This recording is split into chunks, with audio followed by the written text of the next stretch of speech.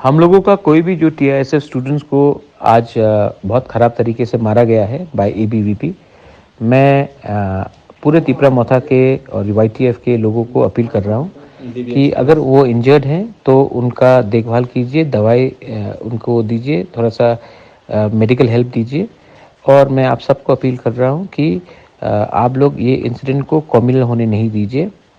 मैं ये इंसिडेंट को कम्युनल नहीं होना चाहता हूँ, मैं नहीं चाहता हूँ कि ये इंसिडेंट कम्युनल हो, लेकिन आप लोग हौसला रखिए। हम लोग 1 इंच भी पीछे नहीं हटेंगे। बुकुंबारा अगरतला में भी और महाराजा वीर विक्रम कॉलेज में भी अपना संगठन बढ़ाएगा और बनाएगा। ये त्रिपुरा किसी का बाप का नहीं है, हम लोग सब यहाँ में हैं। हमको भी हक मिलता है अपना संगठन बढ़ाने के लिए। लेकिन मैं आपको बोल रहा हूँ कि भावुक मत होइए और ये इंसिडेंट को कम्युनल मत कीजिए। जो हुआ है गलत हुआ है, लेकिन हम लोग शांति से आगे काम करेंगे। डोंट वरी, बेलाई नो हम भाई।